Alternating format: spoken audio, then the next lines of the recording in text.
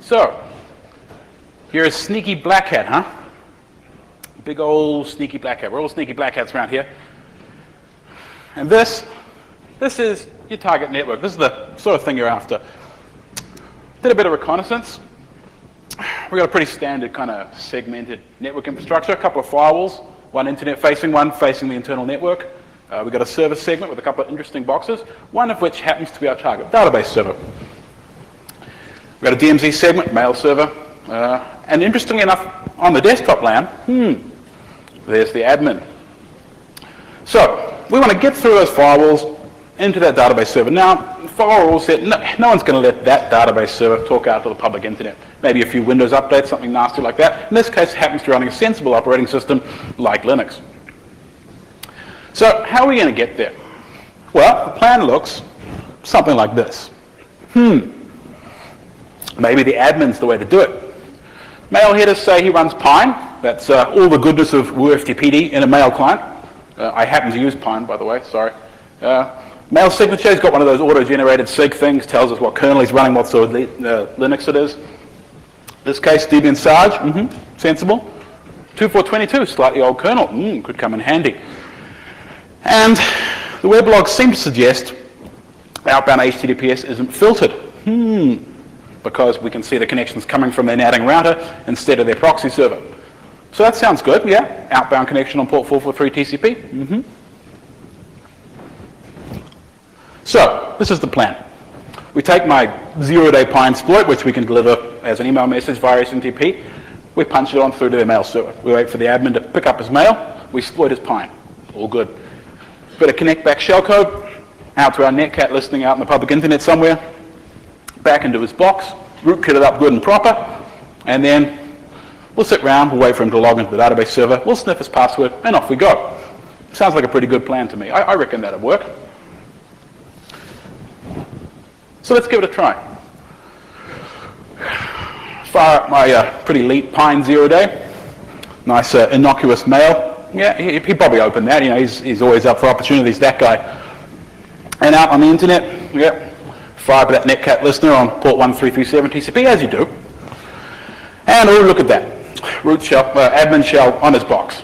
As you can see, we got UID admin. That's pretty good. It's not root, but you know, it'll do for now.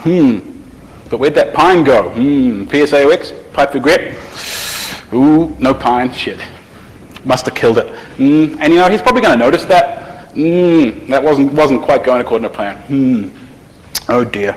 Oh well, let's get that rootkit in real fast, and maybe we'll get away with it. Ooh.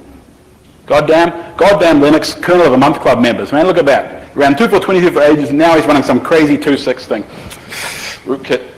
That beautiful kernel mode rootkit I built, it's not going to work. God damn. And he's got to be wondering where that Pine went, huh? Ooh. And we're not very stealthy. Look at us. Geez, hacksaw.com. That wasn't a very good choice for a vanity reverse, was it? He's probably gonna spot us. Oh yeah, there we go. Look, brand new shell. Oh dear. He's gonna start looking. Right about now, if you're a sensible man, if you're a resourceful hacker, you know, you thought it's time to cut your losses. You know when the game is up. And yeah, it's just time to drop carrier and run. Because you're busted, you're screwed up, you drop core with your exploit. Oh dear. And we haven't even got root yet. How disappointing. But, what was that a second ago? Ooh, SSH, rooted, ns1.target. Hang on a sec. Back on our network diagram, you'll remember, there was a name server in that segment where the database server was. Once you get the same layer 2 segment, and that's a root shell too. Once we're on the same layer 2 segment, we got root. No problems there, right? God damn. If only we had root right now, that would be really good. But so close, man, so close. Just having that root shell right there in your face, taunting you. But you got to drop carrier, right? You don't want to end up like our good friend Mr. Kevin Mitnick. So ++, ADH naught, get the hell out of there. But man, so close, like that. I was sitting there, like, looking at that SSH in the PS output, and it just taunted me. And it's like, if only there was a way to get to the other end of that SSH session right now. Not when I sniff the password, Not, after I've trojaned the SSH binary to log stuff, no. Right now, logged in, there's a running SSH session, I want that. But only the real way to do it. Well, as you can probably guess, there is. You can't read the small print. I'll explain in a second, but you get the general gist. We've got a netcat listing down the bottom there. We run some little magic happy stuff, which you'll see in a bit. And oh, look at that. You got yourself pwned. Terrible for you. So yeah, my name's Adam, also Metalstorm, as you can see from the pretty logo. I'm from New Zealand. I'm one of the token foreigners. For those of you not familiar, New Zealand's a very small island in the South Pacific, about that big. As you can see on Google Maps, put an arrow there for your reference. It's primarily populated by sheep, so we don't have a lot of information security professionals. There's a few hobbits apparently. Yeah, that whole Lord of the Rings thing kind of said, everyone's like, you have hairy feet, man? It's like, just leave me alone, I'm not a hobbit, all right? I work for a Linux systems integrator. I don't do a lot of security professionally, so I'm actually here in kind of an amateur spare time sort of capacity. But I've been a corporate or security consultant for a while. I got a bit tired. I've been a network monkey, all sorts of stuff. I'll tell you crazy ISP stories, from out on the edge of the world. We have to build satellite links out of pieces of string. But it teaches you good networking skills, which will come in handy. So yeah, what the fuck just happened? Well, you saw a pretty standard intrusion, right? Boring old network. I thought I had a really pretty good plan of how I was going to get in, right? The modus operandi that we were using is we're going to attack the servers via the administrators. Now, those of you who run Linux desktops are probably fairly few and far between. I'm one of them, but in general, right, desktop environments are significantly more complex than your average server environment. And these days, if you're looking for bugs, you're looking for interesting things. There are always, lots of string parsing, lots of MIME handling, all those sort of things where stuff goes horribly wrong. Most of that's on the desktop. All that, like a little paperclip guy, right? All that kind of candy that rots your brain. It's like intellectual candy floss, or what do you call it over here? Cotton candy. Yeah. But in this case, things went wrong. And yeah, you could drop character and run. No, or you could display a little adaptability, do something a little different. And that's what I like to think this is. It's a little different. So, post-intrusion, if you're a hacker, what are your goals? Well, usually you need to escalate privileges. You need to get root on the local machine. From there, you're in a very good position to consolidate yourself, get your rootkit in place, Trojan everything up the wazoo. And really, once you're in position there, then usually you're on your way somewhere, right? You've got a target. Very rarely do you, just someone gives you a root shell on where you want to go, right? I mean, it's not 1993 anymore. So often you're on your way to somewhere else. So you sit around, you do some reconnaissance, you sniff some packets, you crack some passwords, and you carry on. Now, sometimes I like to do things a little differently. Like, think more like a guerrilla, right? You haven't got a lot of time, you move in, you hit fast, and you get the hell out of there very, very quickly. And maybe you don't need to do all those other things, but we'll see. But yeah, displaying adaptability, I think, is a pretty important thing here. It's things very rarely ever go to plan. Often your reconnaissance isn't accurate. You don't have all the information that you need up front. So yeah, you display a bit of adaptability, and hopefully that's one of the differences between us hairy hackers and the people with ties who you pay to test your networks. Now, cross-host privilege escalation. It's a term I made up. Probably someone else got a better word for it. Local root, maybe it's a distraction. Root on another box is probably just as good as root on this box. And I was sitting there thinking about that root shell, that SSH with a root shell on the other end, and I thought, I don't care about root on this guy's workstation. Screw him, right? I want root on that name server. Local vulnerabilities, it's very easy to exploit. Sometimes, you feel like you have to. It's kind of the routine you get into. You have to rootkit the box. It's all very tedious, 9 to 5, punch in, punch out, rootkit. And it's easy, right? It's satisfying. It's good. It feels good. You find a local privilege escalation vulnerability in some sewered binary. And it feels good. You're doing your job. But, yeah, that's easy. But what if there was something even easier? Aha, trust relationships. You remember these from 1983, back when everybody trusted everybody, no one locks their houses and, It's kind of old school. You remember Auth? I'm sure Kevin Mitnick remembers these things. And back when ports below 1024 just magically gave you root, right? I mean, these are the good old, these are the things that really give you that warm, nostalgia feeling, You just want to eat your mom's apple pie. Apple crumble in New Zealand, but yeah.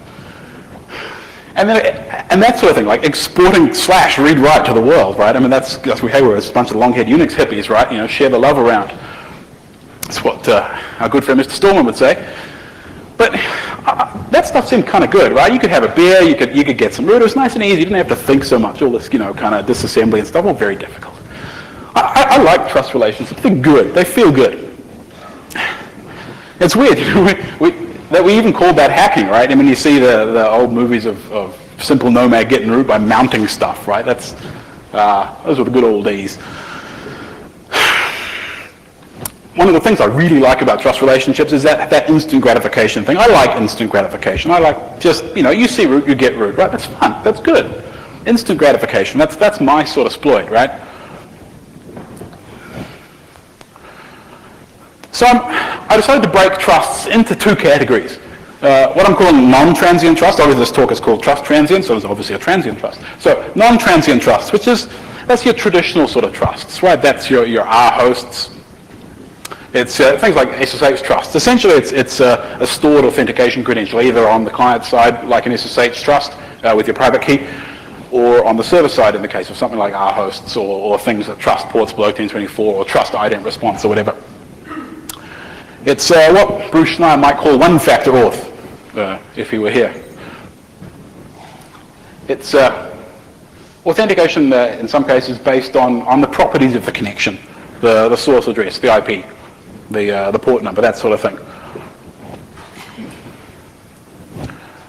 And then we have the other half of trust, which I call transient trust. They're trust relationships that change over time.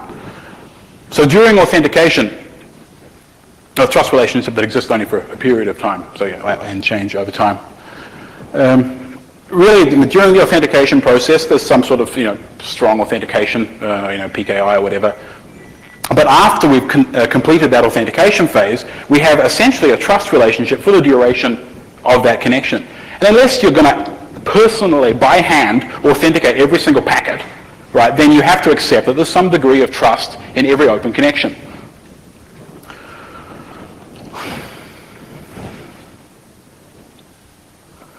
So let's look at some metrics by which we're going to evaluate methods for exploiting trust relationships. I've just kind of picked a couple. In this case, I'm going to rate them from 1 to 10 for ease of use, how straightforward it is, how understandable, how little work you have to do, how stealthy it is, how sneaky you can be, how much effort you have to go to hide what you're doing. How close to just right the hell now can you go ahead and do this? And finally, just a general idea of how feasible it is, how often you're going to run into a scenario where you can use this particular type of attack. And for the purposes of this exercise, we're going to assume that we've just acquired a non-root shell on a box, like we did in the example.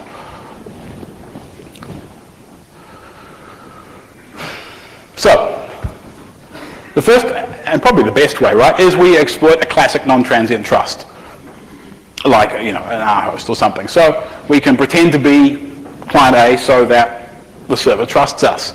Now, that's pretty easy, right? I mean, you don't get much easier than that. It's stealthy. I mean, the user doesn't know that you know about his trust relationship. The only thing that is secret about a trust relationship is that it exists. Right now, that's all good. Feasible? Yeah. I'd like there to be trust relationships everywhere. That would be good, right? Like SSH root at gov.nz, and it would let me in. That would be sweet. But no, not very feasible because people have finally kind of understood that exporting / read write via NFS to the entire world is not so desirable. Pretty universal technique. Everyone's done this at some point, I'm sure. Key logging. So during authentication, and this is kind of a more of an attack on transient trust because during authentication we steal the credentials and then later on we use them. So yeah, we impersonate user A using the stolen credentials. Yeah, pretty straightforward, nice and easy. You know, everyone understands how to do it. There's all manner of ways you can keylog things. You know, you can have keyloggers write out by the hardware. You can have, you know, you can Trojan the SSH to dump the password. There's all sorts of stuff you can do. And well understood stuff. Stealthy, yeah, sure, done right. Pretty good. I'm sure you've all seen that, that hoax about the Dell keyboard with the built-in keylogger that dumps the packets over the Ethernet, yeah. Downside is you have to wait until the user goes to authenticate. And that, in our case, right, where we've busted in, we're about to get busted ourselves, and we don't have time to Trojan the binary and wait for the guy to log in again. So not so good on the when front. But overall feasibility, pretty damn good. If you can get root, or you can get into a position where you can sniff the keystrokes, you know, you can talk to his X server or something, then yeah, it's a pretty good attack, pretty good all-rounder. Man-in-the-middle technique, right? You got an open, running post-authentication connection. You should be able to just go ahead and steal that puppy, right? Pretty classic technique against Telnet. So in this case, yeah, we impersonate the server to the client and the client to the server. We sit in the middle, we pass the packets back and forth, and then later on we can either monitor the session or we can go ahead and take it over. Not so easy. I mean, if you can see the packets, yeah, it's all good. If you've got root and you can sniff the packets, you can put the interface in promiscuous mode. Yeah, you can see the sequence numbers. You're doing well. Stealthy, not so good. I mean, you can often hijack the connection in the middle without the user knowing. But if you want to actually inject something, you're going to bust their connection. It's kind of difficult because these days you don't see many clear text protocols. There's a lot of SSH, which you're going to have to hijack right at the beginning using man-in-the-middle, like Doug Song's man-in-the-middle SSH hijacker, which is pretty cool. But yeah, so with connections with encryption, strong authentication, yeah, it's kind of a problem. Overall feasibility, still okay, but it's not as good as keylogging. The classic TCP hijack, that's quite similar. You've been used successfully in the past. Kevin Mitnick, of course, deployed it against Shimamura. Quite a classic attack. It's not so straightforward these days. People have decent random number generators on their TCP sequences. Yeah, and it's not so stealthy. You're going to bust the connection. Someone's going to notice unless they're not at their desk. When is good, right? This is one of the reasons I like this, right? You can take a running connection and you can go ahead and you can go ahead and hijack it anytime you like. That's good as long as it's running. But overall feasibility these days with proper authentication and encryption, it's not as common as it used to be. Yeah, it's a good party trick against the occasional telnet. But overall, yeah, not so hot. But this one is kind of interesting. How about after we've authenticated, we've got that running connection, we go ahead and we take over the client software, which already has the socket. We don't have to worry about any jiggery-pokery with sequence numbers. We just go ahead and take the socket away from the application. We use it for our own purposes. It's already authenticated at the other end. There's already that transient trust relationship between the client and the server. That sounds pretty good, huh? Surprising enough, it's actually quite easy. I gave it an 8 out of 10 for ease. That's pretty good. Stealthy, yes, you do it right, which hopefully I do. Yeah, it's pretty stealthy. When? Very close to right now. That's good.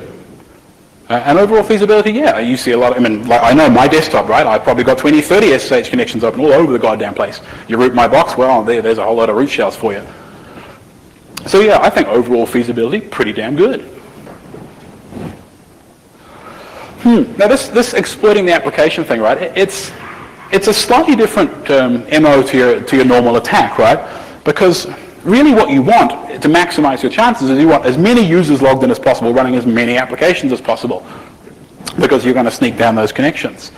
So it's different in that we want to attack, right? We want to do it during peak time, right? When everybody's sitting at their desk. We want to sneak in there and just take their shells away from them, right when they're using them. Which is, yeah, it's daylight robbery, right? No more sneaking around. Just get in there, take their shells. But if you can do it without them noticing, then even better, right? And the downside for me, I guess, is it's not even really that technically challenging. Sorry, it's really it's just debugging, right? It's creative reapplication of the same tricks that virus writers and reverse engineers have been using for a while, which you'll see. So I prepared a graph. which clearly demonstrates that my technique is wildly good. No, but okay, seriously, I plotted the values on the graph, and it says that exploiting applications, transient trust hijacking is almost as good as real trust relationships, which suggests I'm probably going to enjoy it. Isn't it a pretty graph?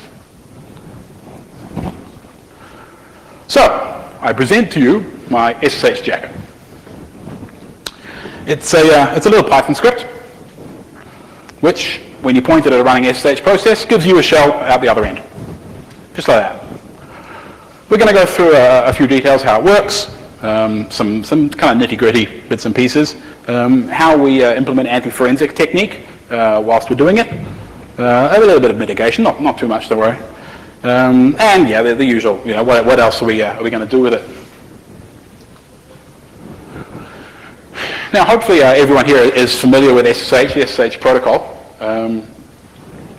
It's quite an interesting protocol in that it's essentially, I guess you could consider it a transport layer multiplexing protocol. You can run multiple sessions across a single SSH session, and it will allow you to push shells around, push TCP sockets around, push arbitrary data around, pipe it in and out.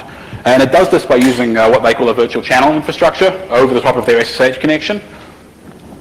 So what we're going to do is, because our goal is to take that SSH connection, get ourselves an SSH connection without interrupting the legitimate user. And this virtual channel stuff is going to help us make it pretty seamless. So what we're going to do is we're going to take the features provided by the SSH protocol and we're going to reuse them for a little bit of evil. What we're going to do is we're going to take a socket on one end and we're just going to glue it to a shell on the other end and plug a hacker in and he's all good. So, using Python and GDBMI, which is the GNU debugger's programmatic interface, we just go ahead and attach to a running SSH client. And then we have a good rummage around, we do some kind of pattern signature scanning, and we find the code that's responsible for setting up the virtual channels. And then, yeah, we just go ahead and patch that. To instead of talking to a local user out his sudo tty, we'll just go ahead and glue that to a socket, which is connected to us. And then we'll go ahead and ask for a shell on the other end. So, we patch up the code.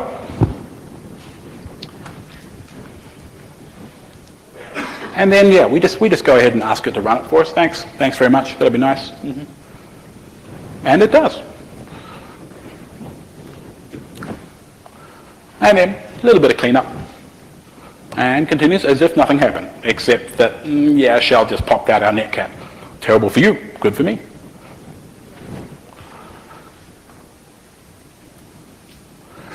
I'd like to think this is the sort of stuff that your mother warns you about, right? Hackers are sneaky buggers, right? Sneaky. We don't just install LIK4 anymore, right? Or bounce IRC proxies around, right? I mean, that's all kind of passé, right?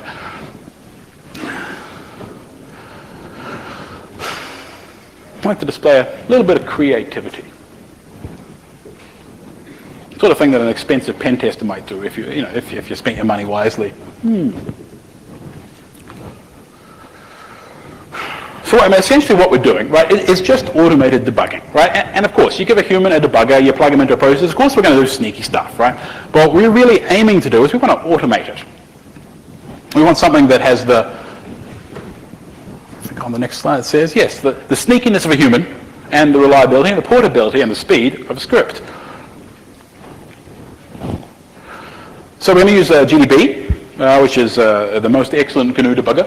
We're going to use GDBMI, which is the machine interface, which is it's not great, but it works. And I'm going to use Python. Python's a great kind of cross-platform scripting language. I like it. It has an interactive shell. It's good for prototyping your code, nice and fast. So we're going to glue those all together and use it as an automated debugging toolkit. Now, it's what we're actually doing to the SSH client with this. It's less like debugging that you normally would use a debugger for, and kind of more like reverse engineering on the fly, programmatically. Bit of binary analysis mixed in, And yeah, a little bit of kind of virus technique. There's not many Unix viruses, but those that are quite instructional. Right, so we're going to look through a little bit of the nitty-gritty of how it works. A little bit about the Python GDMI interface, how we're going to find a safe place to stop the execution of the program, finding the stuff that we have to mess with, generating the evil code that we're going to wedge in there, actually wedging it in and running it.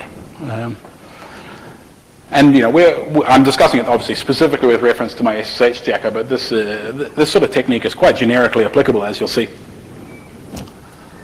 So yes, as I explained, GDB is a GNU debugger. I implemented a Python binding for it just to make my life easier. It's included on your CD, I guess, if you want to have a play with it. It's pretty basic. It has all the functionality you'd need for writing an SSH jacker, obviously, but not a hell of a lot else. But you know, it does the important things. You can read and write memory. You can change registers. You can mess around with stuff. Now, what we're going to do, right, we're going to stop the SSH process and go ahead and mess with it. Now, we can't do this just willy-nilly anywhere. I mean, SSH is normally it's a single-threaded process, right? There's no locking, there's no nothing, there's lots of globals. So we have to be quite careful about what we do. And one of the interesting things is we have to find a safe place where we're going to stop execution, go ahead and run our alternate code path, return, and have it continue running safely. So, you know, you have to rummage through the source code a bit and find somewhere that looks quite likely.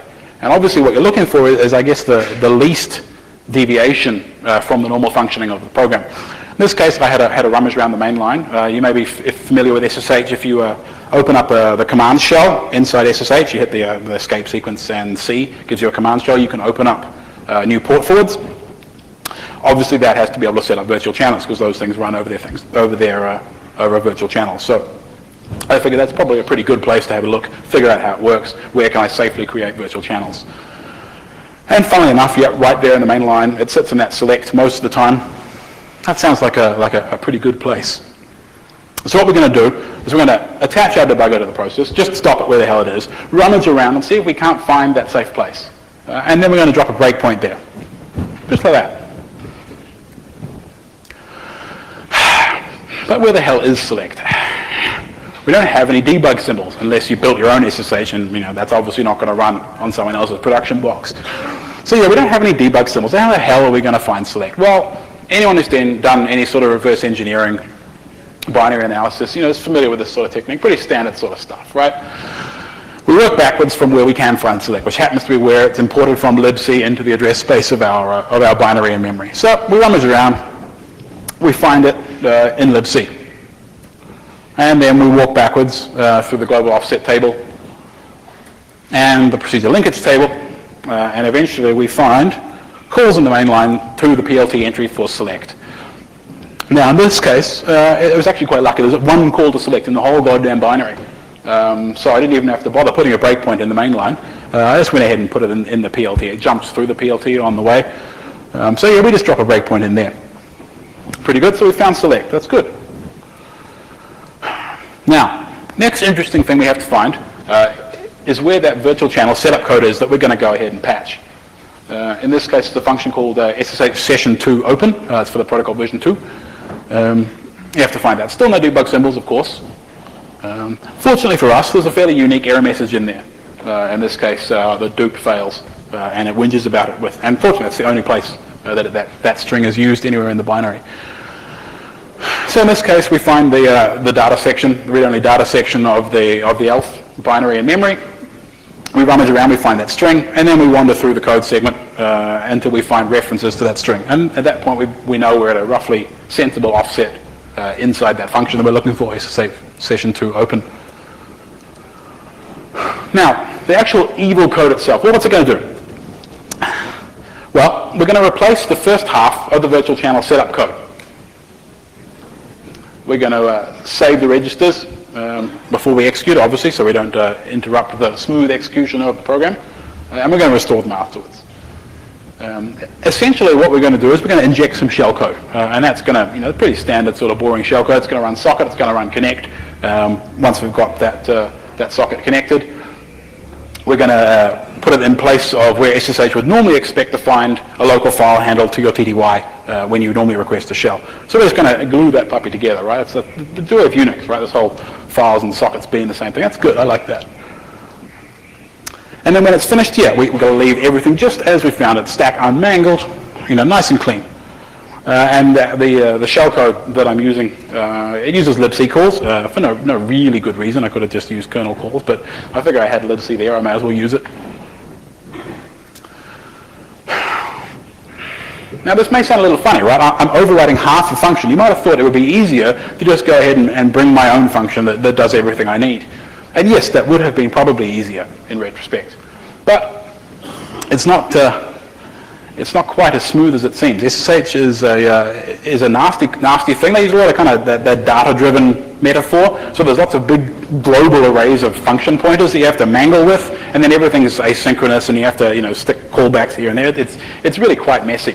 And what I was trying to avoid is having to link anything by hand at runtime with no symbol information. That's a pretty tedious process. So I thought, I can just take a function that does most of what I want, chop off the top bit, which doesn't have anything that needs linking in it, and just glue my stuff on the top. That'll save me a whole bunch of bother, and it did.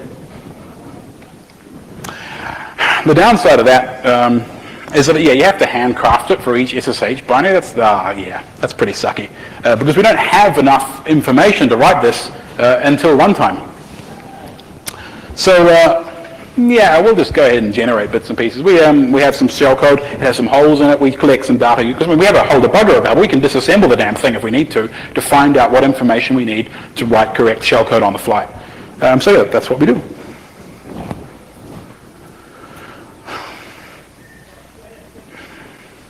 So we find that unique error message. We work backwards until we find the beginning of the function, and we collect a little bit of data. We collect some things about the stack size. And we patch in a few bits and pieces that we've discovered along the way, the PLT entries for socket and connect. And we go ahead and we patch them in. Also, of course, the script accepts command line parameters, so it's user friendly. We have to patch those into the shellcode too. And finally, it's time to actually go ahead and wedge this evil code right into SSH. So we take a copy of the instruction pointer so we know where we were.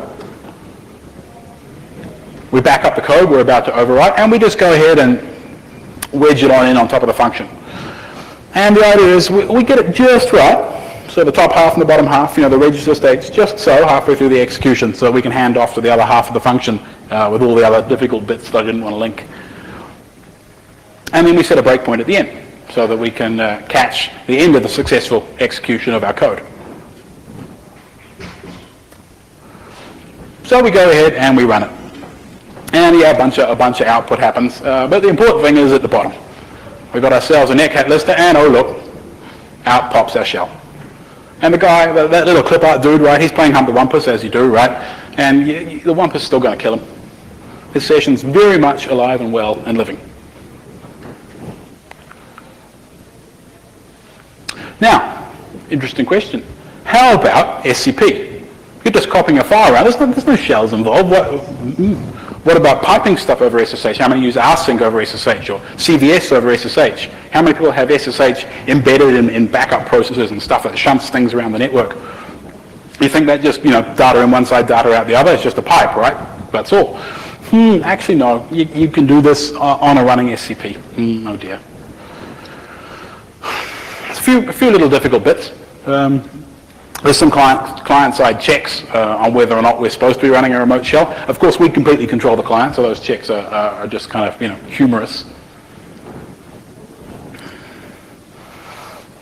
It's a little difficult. We have to figure out if we're running a remote command. One of the things I did to try and avoid having to find the bits of memory that tell me whether I'm running a remote command, it's much easier just to reparse argv. I found a piece of code that does the argument parsing, and we'll just run that. So we read the argument strings, we figure out whether they're running a remote command, and we take a few little extra steps just to make sure. Downside, SCP connection doesn't get allocated a TTY by the server side, so you get a pretty rough looking shell, but it's a root shell, right? I mean, any root shell is a good root shell, even if it doesn't have a TTY. And the other thing is I'm using a signal to wake up the process after I finish debugging it, and we didn't have any signals registered, any signal handlers registered in the case where we're just doing SCP or remote execution. And so I just went ahead and installed a signal handler. I mean, hey, we got a debugger, right? We can run arbitrary code on the fly, why not? Makes it nice and smooth. So perhaps you'd like to go home and jack yourself. Well, how would you go about that? Well, it's straightforward.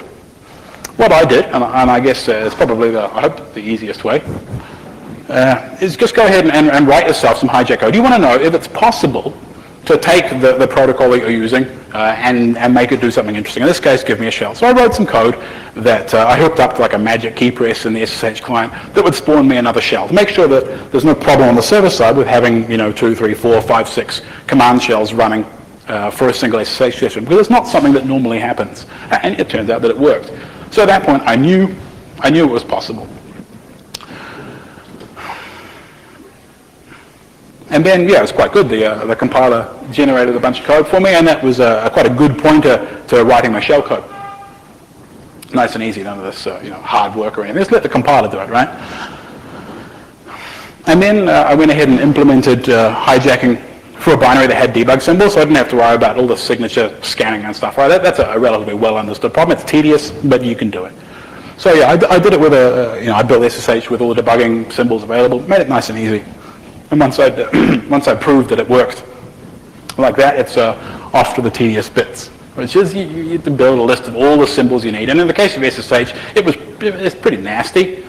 They have a whole bunch of just global crap and pointers everywhere. It's a bit of a mess.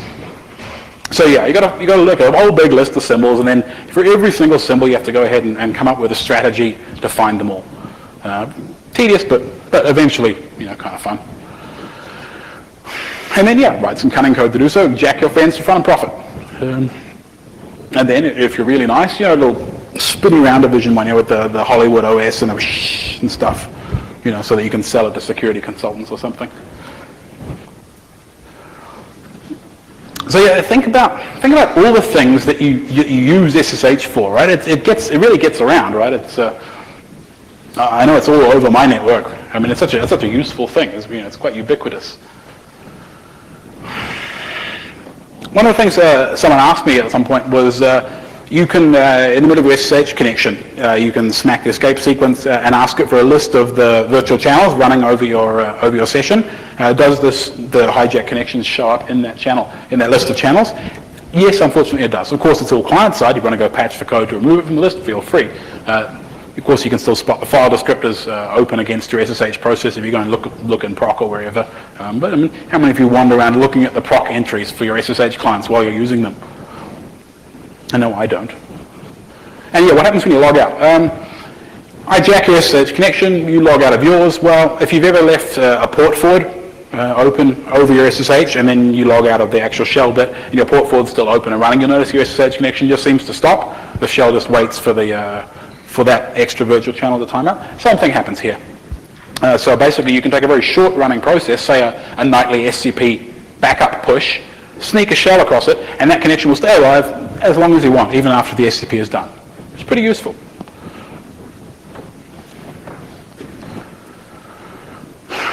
So how does it work? Well, I mean, how compatible is it? Yeah, it requires a relatively recent Python, 2.2 and up.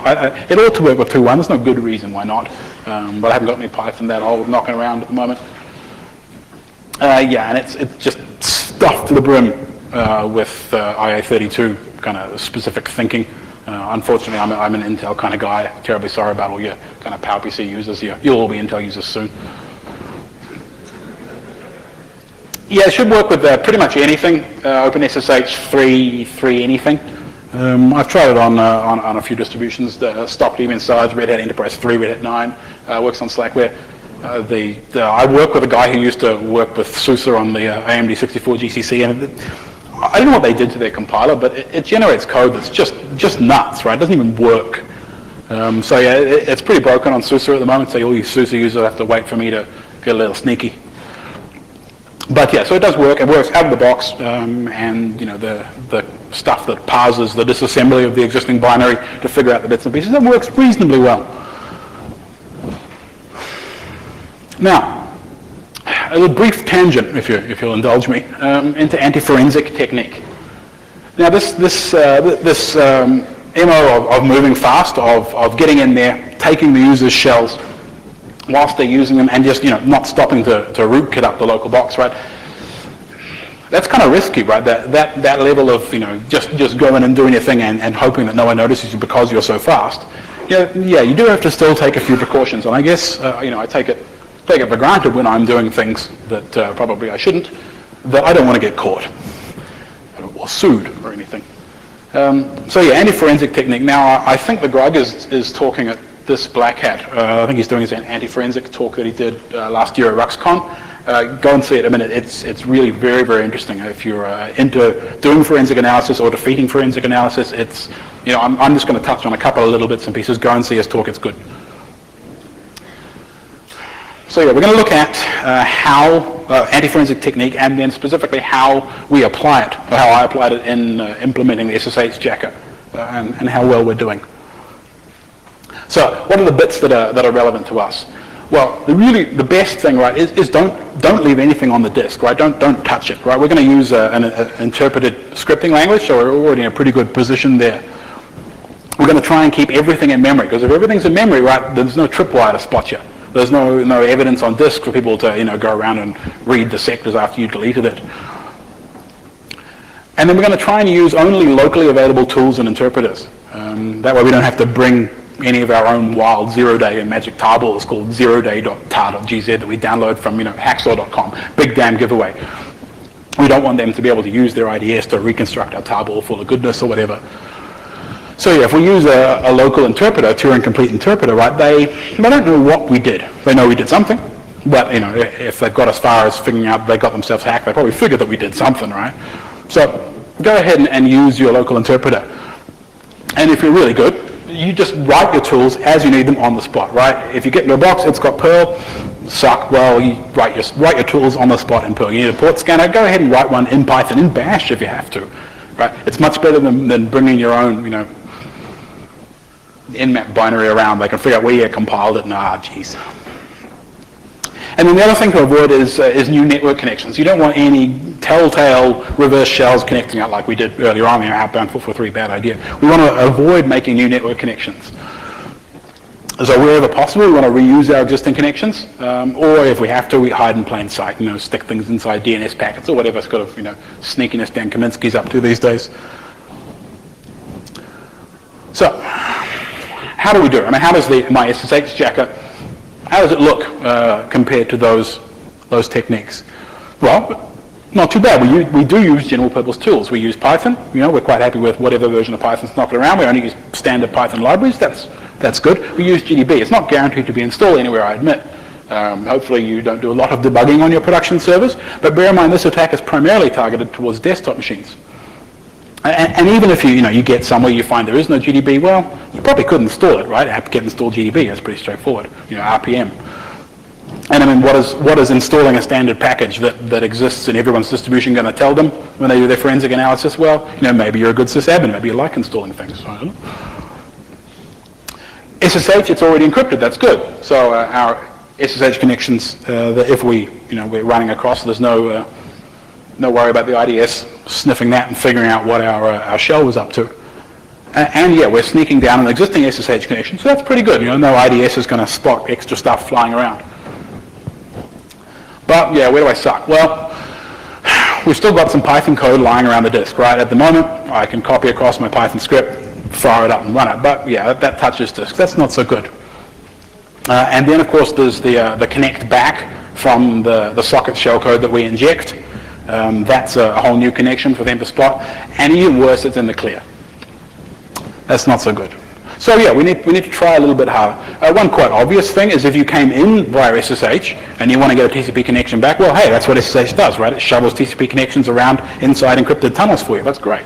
So if you're in a position to do that, excellent. Solved that problem. How about loading Python directly into memory? So we don't have to leave our scripts lying around disk with all the comments and email me if it doesn't work kind of thing. So yeah, let's just go ahead and fire ourselves up a Python interpreter. Well, we ask it to read from standard in and just go ahead and execute whatever it finds. That's good. And then maybe on the client side, we want to build a little encoder that takes an arbitrary Python script, compiles it, takes the bytecode, compresses it up, base 64s it to get across whatever shells you had to bounce through to get there, and then write something on the other end that'll unpack it and run it. That would be pretty cool. Yeah, well, that's kind of what it did. So yeah, I wrote a thing called MAFL-load. It's the Metalstorm's anti-forensic loader, I guess. Yeah, there was meant to be other things as well. I only got the loader done in time. So yeah, I wrote a script. Nice and easy. You run it on your local client. It generates encoded Python bytecode on standard out. It does everything we talked about previously. And so if you're a clever hacker, or if you're me, you might use screens. Screens are, for those who are not familiar with it, with hopefully is no one, it's effectively a terminal multiplexer. You can have multiple running terminal sessions attached to your one terminal window. One of the things that it does do that's really cool is it has a function that allows you to execute a local script and then send the output of that local script to your running shell, to your running terminal, like you type the input in. So in this case, I go control A, bang, bang, bang, bang, bang, bang, MAFL-load, and then pass it the script I want to run and the command line arguments, and it goes ahead, starts a Python interpreter on the remote end, encodes it locally, sends it across, runs it just like I was there, except nothing touched disk. And that should work for pretty much any Python script. If you have dependencies you need, extra Python libraries you require, you can just go ahead and supply those on the command line as well. Yeah, it's so easy, right? You see the shell on the remote end, you smack Control A, and it runs it on the other end. It's great, right? You don't even have to think about where you're running the code. It's like the days when someone first invented a syscall proxy, right? It's really cool. So what else could we do? At the moment, it just patches the existing shell code. It would be much cooler if it actually went ahead and assembled it on the fly with most dev or something. I don't know if Dave Aitel's here or what, but yeah, you could do some documentation, dude. That's not so good. A pure Python debugger, that would be really cool. Just go ahead, use ptrace, remove the dependency on GDB. That would make it kind of easier to deploy. Yeah, and of course the IA32 thing. There's no reason it can't work on any other platform. But this is the interesting thing. What other protocols have virtual channel infrastructure? Well, the two that come to mind that you're going to see on client devices, MSRDP and Citrix, both of which support quite a similar sort of idea to SSH, virtual channels for shoveling things like audio redirection around and drive mappings and COM port mappings and all that other stuff that you pay good money for in your thin client protocols. And of course, all manner of domain-specific sneakiness, right? Once you've got a programmatic debugging toolkit, you begin to see all sorts of things you can hit with that hammer. All manner of sneaky things. Now, being as it is that I'm from the Antipodes, I'm not very fashionable, so I'm not sure if blaming Theo for everything is still kind of the thing to do around here. Unfortunately, if it is, terribly sorry, it's not actually Theo's fault. It's technically a feature. The SSH protocol specification, I was quite surprised actually. The SSH protocol specification says multiple shells down an SSH connection is just fine. In fact, I think it's even a requirement of the spec. The normal SSH clients you and I use don't do it. I don't see why not. It'd probably be quite useful, really. If we could get shells from the server back to the client, because you've got to remember an SSH, because of this whole virtual channel thing, the SSH client and the server are almost identical pieces of code. They have much of the same functionality. And there's no reason that the shell couldn't go ahead and send a packet, the server couldn't send a packet to the client saying, how about you give me a shell? Unfortunately, yeah, they thought of that. There's a piece of code which checks for it. It would be quite a sneaky backdoor if you wanted to patch the client to allow server shells backwards. Then if you owned a big shell host, you could kind of spread out from there. And also unsolicited server-to-client port forwarding. That would be pretty cool. SSH client connects to your malicious server. You open up a port forward backwards. Unfortunately, once again, there's code to think about that. Now, of course, I've only looked at OpenSSH. If you have other SSH implementations that are less trustworthy, perhaps you might want to have a look and just make sure that they don't go ahead and implement that. Like, everyone uses PuTTY on Windows, right? Who knows what that does? Probably should read that sometime. But yeah, OpenSSH is cool. This is entirely not their fault. If you get your SSH connections jacked, then don't go crying to Theo. Come and abuse me instead, please. I don't want Theo to get mad at me and flame me. So, mitigation technique, right? The responsible bit of the talk begins here, right? First thing you do, just don't get rooted. That would be really good, right? That you mitigate a whole bunch of stuff right there. A couple of ideas are, you could patch the kernel to restrict ptrace to root, and on most machines, you don't really want your users debugging stuff. It's not a great solution. There's existing patches out there to do that. I saw it suggested as a kind of a loadable kernel module to use as a workaround against one of the kernel priv escalation exploits that use ptrace. You could do that. It's ugly.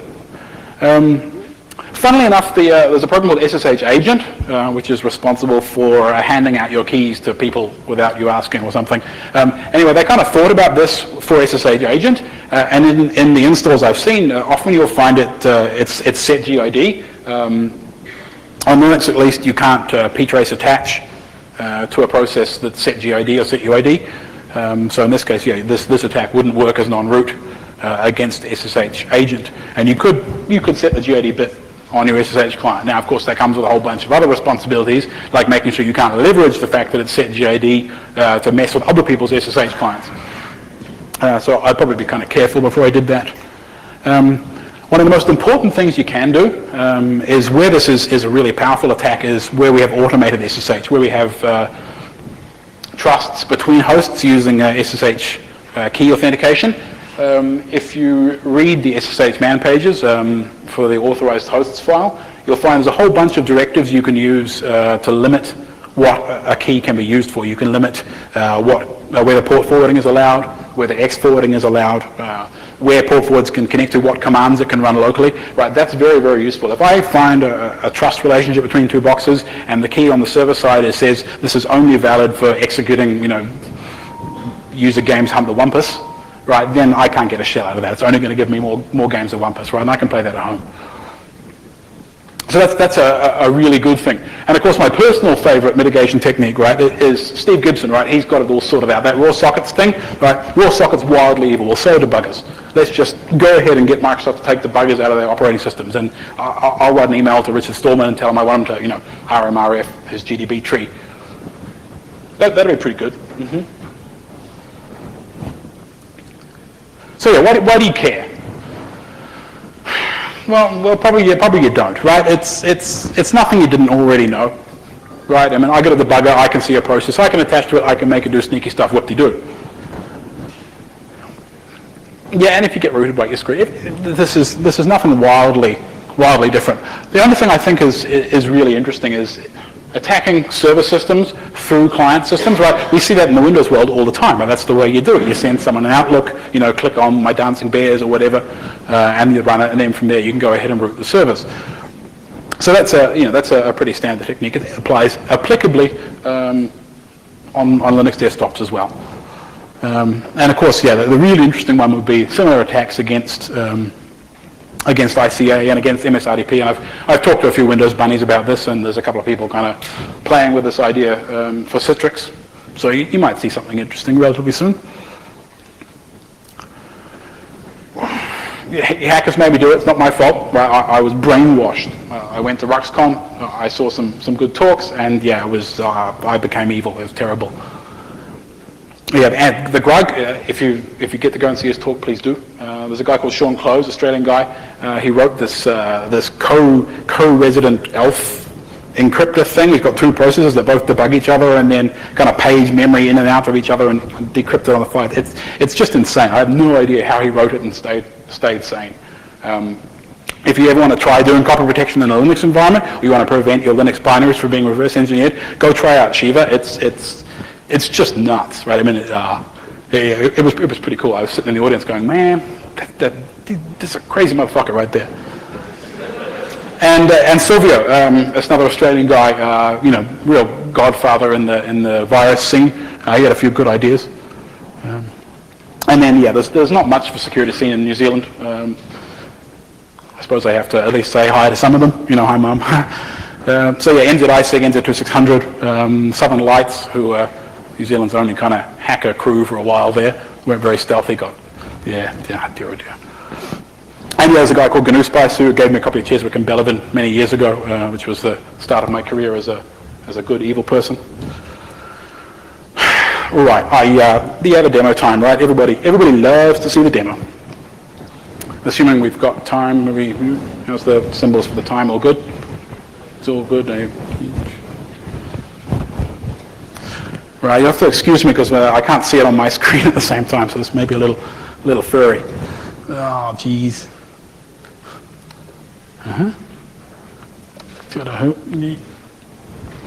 Actually, I'll just set it up. I'll flip back in a second.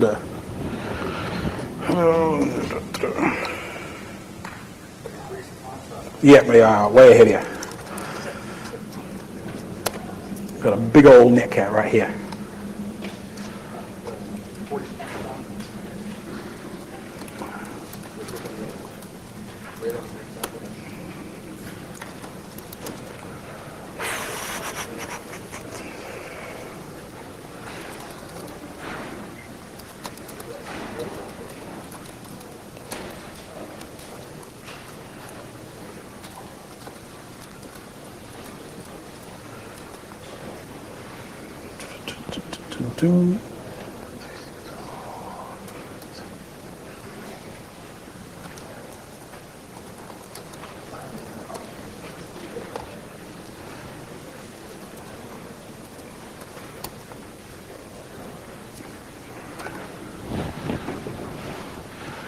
All right, so in the lower left-hand corner, I just SSH to localhost as root. So from user me to root on my local machine.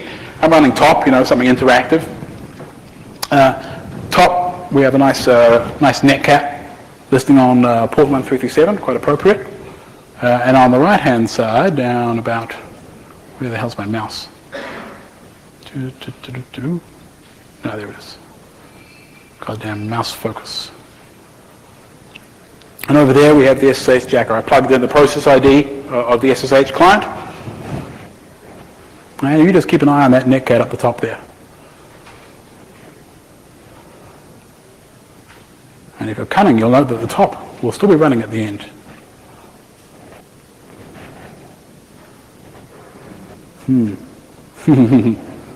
Demo curse, huh?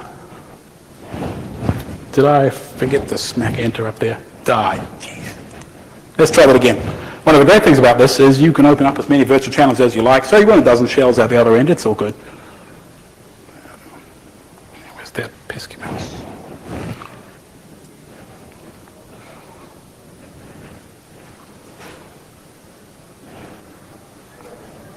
Oh, look. A root shell. How nice.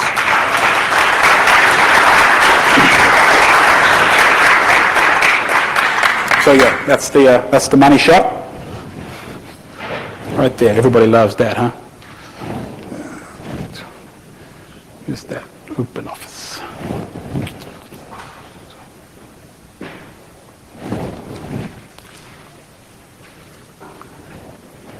And finally, yeah, if you want to spam me, that's my email address.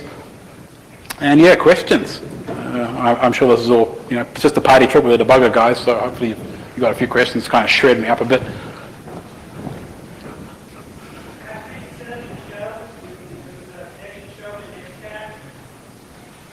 Sorry? Okay.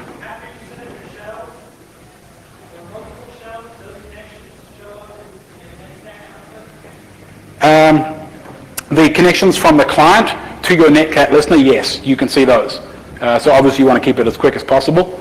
If you were cunning and you came in across SSH, you could run them locally across localhost, port forward them back to wherever you're coming from. At least then, they wouldn't be going past an IDS somewhere. But yes, they do show up in your local netstat. If you happen to be root, obviously you can only ptrace attach the processes that are the same user ID as you, or if you're root, you can attach to anybody's. If you're root, then yeah, you could also hook up your rootkit to Trojan the output of netstat, all the usual techniques for hiding a connection. But yeah, it does show up, unfortunately.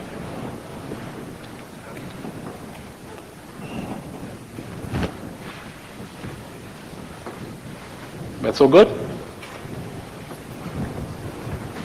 Thank you very much.